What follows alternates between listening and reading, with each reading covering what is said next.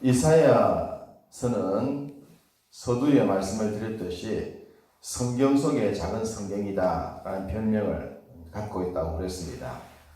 66권으로 된 구조처럼 66장으로 되어져 있고 구약, 신약 39권, 27권으로 되어졌듯이 이사야서도 39권과 27권으로 크게 나누어집니다. 우리가 구약적 내용이 주로 오실 메시아와 그로 인하여 이 땅에 하나님을 의지하지 않는 자에 대한 심판, 정죄, 그와 같은 메시지가 들어있다면 신약은 오신 메시아로 인하여서 위로와 회복, 구원, 이와 같은 메시지가 또 들어있음을 보게 되죠. 그런 내용처럼 이 이사야서도 39장까지는 제국의 흐름들 속에서 하나님을 신뢰하지 않는 백성들에게 다가올 불편한 미래에 대한 얘기가 많이 있었더랬습니다. 그것도 마지막 히스기야가 보여줬던 바벨론 사절단을 섬김으로 말미암아 장차 다가올 고난의 날, 포로 생활에 대한 예언들이 있으므로 미래가 상당히 불행하다라고 하는 것을 마음적으로 불편하게 느낌을 받았죠. 그런데 40장으로 들어오게 되면 메시지가 상호 바뀌는 걸 볼 수가 있습니다. 위로와 구원, 그 같은 메시지를 통하여 어려움을 당했던 또 당할 자들에게 새 힘을 갖게 만들고 그 모든 것들 속에서 궁극적으로 주가 이루어져 주실 메시아 나라, 하나님의 나라, 그에 대한 청사진을 보여주기 때문에 위로가 되어집니다.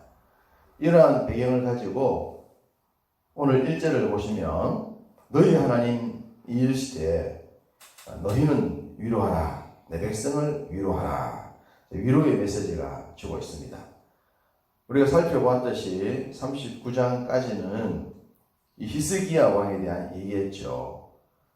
그 앞에는 아하스 왕이었습니다. 그 두 왕을 중심으로 메시지를 전하면서 이사야가 많이 강조했던 것이 아수르, 바벨론, 메대로 이어지는 제국의 흐름이었고 그 제국의 흐름을 운영하시는 분이 계시다라고 말하면서 세계 경영에 대한 말씀을 하셨습니다. 그러니 하나님을 믿고 신뢰하는 것이 위로받을 수 있는 유일한 길이다라고 얘기를 했죠. 그렇지만 아하스는 친아수르 정책을 폈었고 히스기야는 그의 인생 말년에 바벨론 사절단을 후대함으로 인하여서 오히려 그 바벨론에게 고난당할 것들을 제공하는, 빌미를 제공하는 그런 메시지가 39장까지의 마무리였습니다. 그 말씀을 들을 때 우리가 상당히 불편하지 않습니까? 결론이 해피엔딩이 되면 좋겠는데 해피엔딩보다는 새드 엔딩이 되는 것처럼 분위기가 그렇게 흘러가고 있으니까 마음이 좀 불편함이 있는데 40장에 들어와서 위로의 메시지를 전하는 겁니다. 그렇더라도 낭망하지 말아라. 낭망할 필요가 없다. 비록 메시아의 구원 계획이 있고 그 구원의 계획을 수행하는 사람들이 부족하거나 연약해서 잘 감당하지 못하더라도 그렇더라도 하나님은 궁극적으로 당신이 계획하신 것을 이루어내시고 그 이루실 계획은 눈에 보이는 괜찮아 보이는 왕이나 장군 같은 사람이 아니라 하더라도 연약한 사람을 통하여 하나님의 뜻은 반드시 이루어진다. 그러니 하나님의 그 주권의 뜻을 바라보고 주어진 현실적 문제를 잘 감당을 해야 될 것이다 라는 말씀을 주십니다. 그러한 분위기가 2절에 보면 그 노역의 때가 끝났고 그 죄악의 사함을 받았다 라고 말하면서 아직 시작도 안 된 바벨론 포로 생활이 이미 끝이 났다 라는 말로 시작하고 있는 겁니다. 지금 이사야가 이 말씀을 전할 때는 대략 BC 700년으로 보면 됩니다. 대략 700년으로 본다면 이스라엘 백성들이 망할 때가 586년이고 1차 포로로 돌아올 때가 538년이라고 그러지 않았습니까? 그리고 마지막 3차로 돌아왔을 때가 444년이었습니다. 700년부터 빠르면 538년, 늦으면 444년. 적어도 150년간 250년 뒤에 있을 일을 지금 미리 말씀하시는 겁니다. 바벨론을 후대함으로 말미암아 히스기야의 선택이 잘못되었다 하더라도 그 일이 영원한 것이 아니다. 끝이 있다. 그 미래의 일을 주시면서 그것들을 주관하신 이가 누구냐? 나 여호와가 아니냐. 그러니 사람의 잘못된 선택으로 인하여 슬픔이 온다 하더라도 그것 때문에 낭망하지 말고 그것들을 통해서까지 이루실 하나님의 위로와 구원의 메시지를 보라. 하나님은 바로 그 끝난 이후에까지 너희들에게 은혜를 주십니다 라고 얘기를 하는 거예요. 우리가 고통의 상황에 놓였을 때 언제쯤 끝난다라고 알면 계산할 수 있고 참기가 쉽죠. 속된 말로 우리 남자들 군에 가면 국방부 시계는 거꾸로 매달려도 간다. 그런 말은 힘들고 어려워도 제대 날짜는 정해져 있으니까 2년이고 3년이고 시간 지나면 나간다. 이게 위로가 되는 거죠. 고난의 날이 오지만 끝이 있다. 그 모든 것들을 주관하시는 분이 계시다. 그분이 여호와다. 그분이 우리의 하나님이다. 그분을 통해서 위로받아라.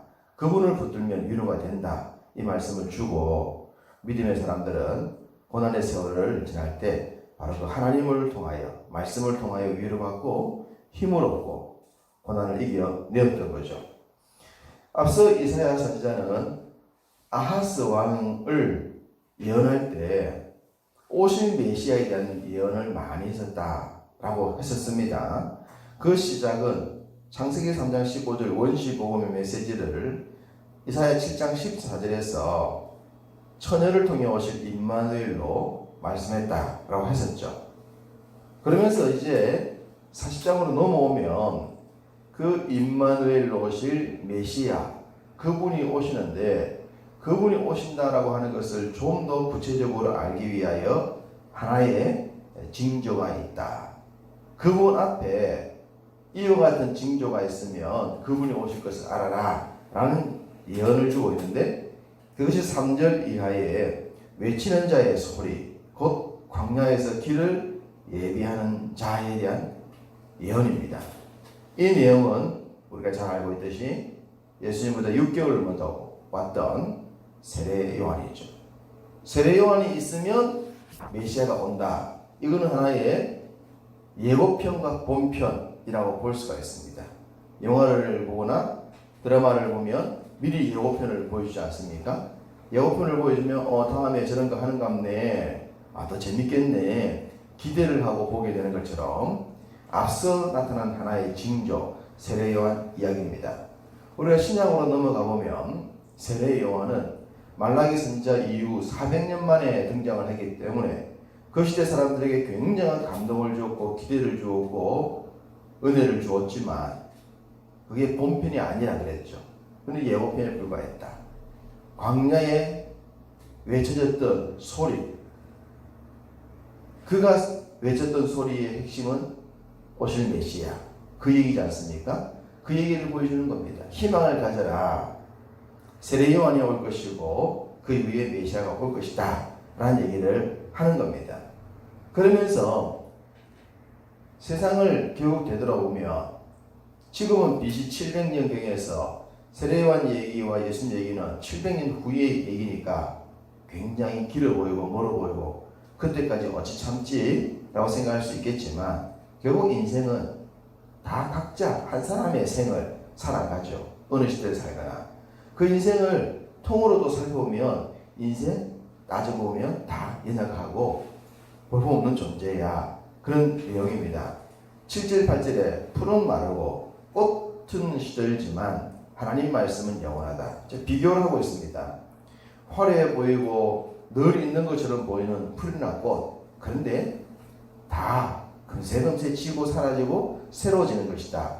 그렇지만 변하지 않는 분은 하나님밖에 없다. 이 말씀을 주시면서 10절에 그 하나님이 인간의 몸을 입고 오실 것이며 그는 강한 자이나 목자와 같은 분이시다 라고 말하면서 인생의 그 허약함, 또 짧음, 볼품없음 이런 여러 것과 비교하면서 하나님은, 우리 주님은 강한 분이지만 목자다.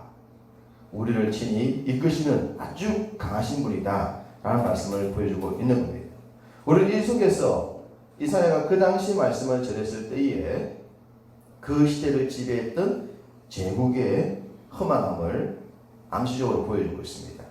한 인생으로 볼 수 있겠지만 풀이나 꽃은 그 시대의 제국과도 같습니다. 영원할 것 같았던 제국이지만 세월이 지나 보니 아무것도 아니었네. 우리 인생도 그렇지 않습니까? 대단한 삶을 사는 것처럼 보이지만 살아보면 후딱 가버린 인생이고 그런 큰 차이 없는 인생이었네. 그러지 않겠어요? 세상을 지배했던 알렉산더조차도 그러지 않았겠습니까? 인생이 끝날 때는 이렇게 허망하게 허무하게 이렇게 끝날 줄 알았으면 그렇게 살았을 필요가 있었겠냐 라는 생각이 들 수도 있는 겁니다. 영원하신 하나님 그 앞에 인생이든 제국이든 다 연약한 것이다. 그러니 금세 사라질 시들어질 것 붙들지 말고 시들지 아니한 영원한 나라 붙들어야 된다 라는 말씀을 주신 것이죠.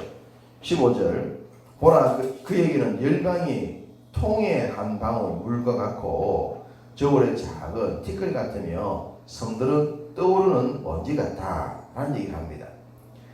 아하스 왕은 아수르에게 빌부터 보려고 제국을 직접 방문하기도 하고 히스기야는 성전 기둥에 있는 금까지 벗겨서 갖다 주기도 해봤지만 그 노력의 결과가 뭐였습니까? 아무것도 없었습니다. 오히려 더 큰 곤란만 찾아왔습니다. 그럴 것 같았더라면 그렇게 의미 없는 일을 행할 것 같았더라면 굳이 그렇게 할 필요가 뭐가 있었겠노? 거기까지 신하를 보내거나 찾아갈 필요도 없었을 것이고 굳이 없는 것까지 마련해서 줄 필요가 어디 있었겠습니까? 처음부터 그냥 하나님 붙들었으면 되었을걸. 세월이 지나고 보면 자신의 행동이나 자신이 붙들고 있었던 것이 티끌과 같았던 것 앞에 자신의 선택을 판단하지 않겠습니까? 내가 왜 그거 붙들고 그렇게 살았을까? 라는 생각을 하게 되죠. 이러한 사실을 깨닫게 될수록 이러한 사실을 깊이 깨닫게 되고 강하게 깨닫게 될수록 우리의 관심은 점점 하나님께로 이동하게 되는 겁니다. 남들이 보면 네가 노력하지 않냐고 하나님께 도움만 구하고 하나님만 의지해서 되냐라고 말하지만 우리는 인생의 근본을 알기 때문에 그분을 의지하고 그분의 도움을 속에서 그분의 뜻에 하여 이 세상에 새로운 창조물로 살아가는 거죠. 그래서 그분이 너무 좋아서 그분을 소망하고 그분이 너무 좋기 때문에 그분을 전하는 그런 삶을 살게 되는 겁니다. 그래서 이사야도 희망이 없었고 샬롬이 없었던 그 시대에 진정한 샬롬, 진정한 아름다움을 얘기를 하는데 9절에 아름다운 소식을 시온에 전하는 자여 너는 높은 산에 오르라. 아름다운 소식을 예루살렘에 전하는 자여 너는 힘써 소리를 높이라. 두려워하지 말고 소리를 높여 유다의 성읍들에게 이르기를 너희의 하나님을 보라 라고 크게 외치고 있습니다. 세상에 가장 아름다운 사람은 아름다운 소식을 갖고 있는 사람입니다. 아름다운 소식을 전하는 사람이 아름다운 사람입니다. 아름다운 말을 하는 사람이 아름다울 수밖에 없습니다. 이것이 진정한 아름다움입니다. 그래서 우리가 꽃이 시들고 풀이 사라지는 것처럼 그렇게 의미 없는 것을 붙드는 것이 아니라 영원한 것이 있다는 사실을 알게 될 때에 그것을 붙들게 되고 그것을 전하게 되지 않습니까? 그것이 아름다운 거예요. 그러나 제국은 결코 아름다운 것이 아닙니다. 제국은 제국주의를 잃은 자기만 좋은 거예요. 약한 자를 굴복시켜서 약한 자들 것을 빼앗아서 자신들의 삶만 화려하게 만들었을 뿐 다른 사람들은 피눈물을 흘리고 있는 겁니다. 그건 진정한 아름다움이 될 수가 없습니다. 참 아름다움은 서로가 좋아야 되죠. 윈윈이 되어지는 것이 윈제로가 되면 안 되는 겁니다. 그렇기 때문에 사람이 만든 국가들이 엮어서 만들었던 제국, 그 속에서 인생에 대한 희망이 있는 것이 아닙니다. 그것과 비교할 수 없는 사람이 만든 국가나 국가를 다 묶어서 만드는 제국과 비교할 수 없는 더 크신 하나님, 그분을 이사야는 노래할 수밖에 없는 거죠.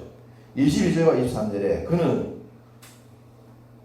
땅 위에 앉으시나니 땅에 사는 사람들은 메뚜기 같아 그가 하늘을 차이같이 커튼처럼 치시고 거주할 천막까지 치셨고 귀인들을 배하시며 세상의 사사들을 다 헛되게 하셨다라고 말을 하고 있습니다. 더 이상 정복할 땅이 없어서 이른 나이에 울었던 알렉산더, 그가 많은 나라와 넓은 땅을 가지고 있었고 해가 지지 않을 정도의 넓은 땅을 소유했던 로마와 같은 제국도 지구 전체를 소유한 것이 아닙니다. 지구의 한 부분에 불과하지 않습니까? 그런데 우리 하나님은 지구 전체 위에 앉아 계신다. 놀라우신 분 아닙니까? 지구 전체, 그 지구에 있는 모든 것들을 마치 내 집이 아침에 커튼을 치고 닫는 것처럼 졸업식 천막을 쳤다가 걷는 것처럼 그 지구에 있는 모든 것들을 내주 하나님이 주관하고 계시고 그 위에 사람들을, 귀인들을 세우시기도 하시고 편하시기도 하신다. 제국주의를 이뤘던 왕들이나 제국이나 나라나 열방, 인생들의 모든 것, 그거 여호와가 주고 계시다. 이걸 하나님을 만나기 전에는 몰랐는데 우리가 하나님을 만나고 난 뒤 하나님의 관점으로 세상을 보고 말씀을 보니 지나온 역사가 그렇게 되었던 거예요. 또 지금도 그렇게 되고 있는 거예요. 앞으로도 그렇게 될 걸 믿죠. 그래서 우리가 이 소식이 아름다운 것을 알고 이 소식을 소망하고 이 소식을 전하면서 그러면서 살아가는 삶의 결론이 31절에 여호와를 앙망하는 삶이 되는 겁니다. 여호와를 앙망한가? 하나님을 소망하고 그분을 위해 사는 삶. 그것이 가장 고귀한 삶인 줄 알고 그 삶을 위해서 오늘 서대도 깨웠고 우리 하나님을 경배하며 살아가는 것이죠. 약해 보이고 보잘것 없어 보이지만 바로 그 삶이 세상을 살리고 이 땅에 하나님의 나라를 세우는 죽은 영을 살리는 가장 강력한 힘이요 세상을 일으키게 하는 능력인 줄로 믿습니다. 그 은혜를 우리에게 주셨고 그 믿음을 주신 것 감사하면서 이 하루도 하나님의 능력 의지하여 주의 말씀 의지하여 그분의 아름다운 소식 간직하고 우리가 만나는 세상 속에 삶을 통하여 또 사람들을 통해서 아름답게 전해지고 지켜져가는 그 하나님의 나라 이루시는 복된 하루 살아가시기를 주님의 이름으로 축복합니다. 아멘.